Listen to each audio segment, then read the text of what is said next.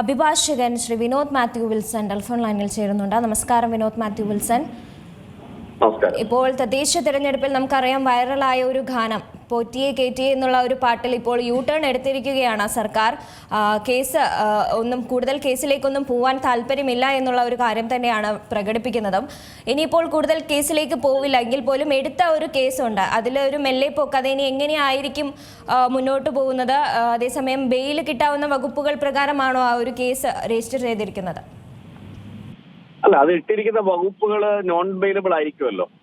മത നിന്ദ വർദ്ധിപ്പിക്കുക, ജനങ്ങൾക്കിടയിൽ കലാപം ഉണ്ടാക്കുക എന്ന് പറയുന്നത് BNS 196 എന്ന് പറയുന്ന വകുപ്പ് പ്രകാരമുള്ള കേസാണ്. അത് നോൺ ബെയിലബിൾ ഒഫൻസ് ആണ്, ജാമ്യം കിട്ടുന്നത്. അത് വലിയ വകുപ്പാണെന്നേ, അത് നമ്മൾ നിസ്സാരമായിട്ട് കണക്കാക്കേണ്ടതല്ല. അത് ബ്രിട്ടീഷുകാര് ഈ സിസ്റ്റം ഉണ്ടാക്കി, IPC ഉണ്ടാക്കിയ സമയത്ത് അവരുടെ ഭരണത്തെ ജനം ഒരു തരത്തിലും വിമർശിക്കാതിരിക്കാൻ കൊളോണിയൽ സിസ്റ്റത്തിന്റെ ഭാഗമായിട്ടാണ് ഈ വകുപ്പ് ചേർത്തിരിക്കുന്നത്. അതായത് രാജ്യദ്രോഹം, അതുപോലെ തന്നെ ഭരണ വ്യവസ്ഥയെ വിമർശിച്ചാൽ ഉണ്ടാക്കുന്ന, അതായത് എന്തിനാണെന്ന് വെച്ചാൽ നമ്മളെ ഒരു കൺട്രോൾ ചെയ്യാണ്.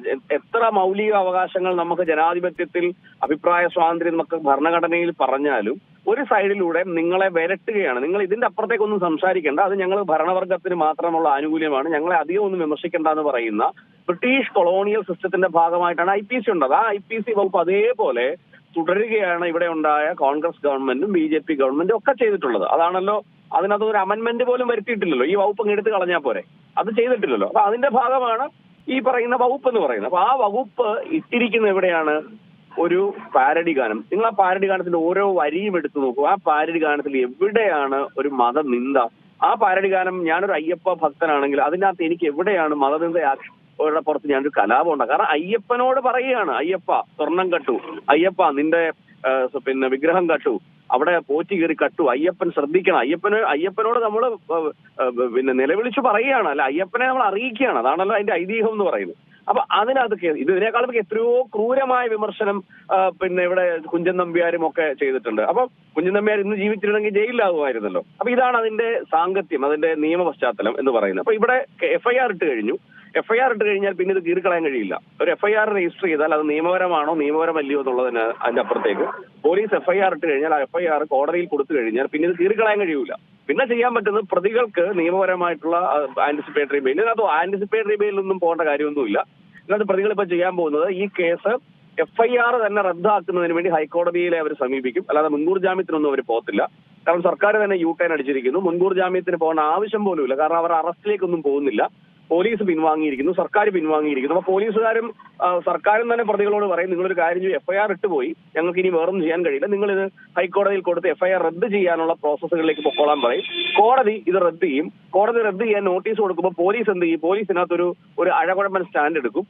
വലിയ ഒരു ഒബ്ജക്ഷൻ ഒന്നും കൊടുക്കത്തില്ല. അങ്ങനെ FIR റദ്ദ് ചെയ്യാൻ പോകുന്നതായിരിക്കും ഒന്നാമത്തെ അവസ്ഥ. മാത്രമല്ല, ആ FIR റദ്ദ് ചെയ്യുന്നതുമായി ബന്ധപ്പെട്ട ഹർജിയിൽ അതിരൂക്ഷമായി കേരള സർക്കാരിനെയും പോലീസിനെയും ഹൈക്കോടതിയിൽ വിവരമുള്ള ജഡ്ജിയാണിത് കേൾക്കുന്നതെങ്കിൽ അതിരൂക്ഷമായി വിമർശിക്കുകയും ചെയ്യും എന്നുള്ള യാതൊരു തർക്കവും എനിക്കില്ല. അതിന് മാത്രമല്ല, അങ്ങ് ചോദിച്ച അങ്ങയുടെ പദപ്രയോഗം എനിക്ക് ഇഷ്ടപ്പെട്ടു. യു ടേൺ ഇപ്പോഴല്ല, എനിക്ക് അങ്ങയുടെ പേര് കിട്ടുന്നില്ല. യു ടേൺ ഈ വിഷയത്തിൽ മാത്രമല്ല കേരളത്തിലെ ഗവൺമെന്റ് എടുത്തിട്ടുള്ളത്. നിങ്ങൾ ശ്രദ്ധിച്ചാൽ മതി.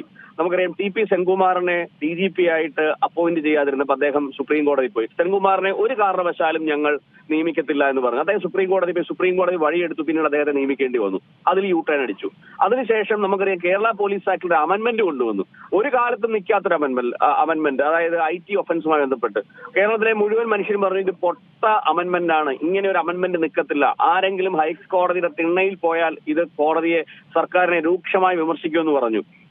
നമ്മളെന്താ കണ്ടേ? ഒരു മാസം കഴിഞ്ഞപ്പം ഇതേപോലെ തന്നെ ആ അമെന്റ്മെന്റ് വേണ്ടാന്ന് വെച്ചു, U ടേൺ അടിച്ചു. ഇത് മൂന്നാമത്തെ നാലാമത്തെയാണെന്ന് തോന്നുന്നു. അതായത് ഞാൻ മനസ്സിലാക്കുന്ന ഇത്രയേ ഉള്ളൂ, ഈ സർക്കാരിന്റെ നിയമ ഉപദേഷ്ടാക്കൾ എന്ന് പറയുന്നത് ഏതോ IT വിദഗ്ധന്മാരാണ്. ഈ സർക്കാരിന് നിയമം പറഞ്ഞു കൊടുക്കുന്നത് ഏതോ സിവിൽ എഞ്ചിനീയർമാരാണ്. ഈ സർക്കാരിന് നിയമം പറഞ്ഞു കൊടുക്കുന്നത് ഏതോ മാത്സ് ടീച്ചറാണ്. നിയമബോധമുള്ള ഒരാളും ഇവരുടെ കൂടെ ഇല്ല. നിയമപരിജ്ഞാനമുള്ള ഒരാളും ഇവരുടെ നിയമ ഉപദേഷ്ടാക്കൾ ഇല്ല എന്നുള്ളതിന്റെ ഏറ്റവും വ്യക്തമായ ഉദാഹരണമാണ് ഇതിൽ കേസെടുപ്പിച്ചത്. കാരണം സർക്കാർ കേസെടുക്കാൻ ശ്രമിക്കുമ്പോൾ പോലീസിന് കേസെടുക്കാൻ കൊടുക്കുമ്പോൾ ഹോം ഡിപ്പാർട്ട്മെന്റ് അറിയുമല്ലോ. ഹോം ഡിപ്പാർട്ട്മെന്റ് ആയിരിക്കുമല്ലോ പറയുന്നത്, ഇങ്ങനൊരു കേസ് DGPയോട് ചോദിക്കുമല്ലോ, അല്ലെങ്കിൽ പ്രോസിക്യൂട്ടറിനോട് ചോദിക്കുമല്ലോ. അവരോട് നിയമ അടിസ്ഥാനത്തിലായിരിക്കുമല്ലോ പോലീസ് കേസെടുക്കുന്നത്. അപ്പൊ അവർക്ക് പറയാലോ ഈ വകുപ്പ് ഇതിൽ നിൽക്കത്തില്ല, അതുകൊണ്ട് കേസെടുക്കാൻ കഴിയില്ല എന്ന് പറയാലോ. പരാതി ഒരാൾ കൊടുത്താൽ ഉടനെ കേസെടുക്കാൻ നിർബന്ധമുണ്ടോ? പരാതി കൊടുത്തു കഴിഞ്ഞാൽ അവർ പോലീസിന് പറയാലോ ഈ വകുപ്പ് കൊണ്ടാൽ കേസെടുക്കാൻ കഴിയില്ല എന്ന് പറയാലോ. അപ്പൊ ഒരാളുടെ പരാതി, അയാൾ കോടതി പരാതി കൊടുത്ത്, സാധാരണ നമുക്കറിയാം നമ്മളൊരു പരാതി കൊടുത്താൽ പോലീസുകാർ കേസെടുക്കത്തില്ല, ഒരു റെസിപ്റ്റ് മാത്രം കൊടുത്ത് പറഞ്ഞു വിടുന്ന പോലീസുകാർ ഇത് പരാതി കിട്ടി നേരിട്ട് കേസെടുക്കുകയാണ്.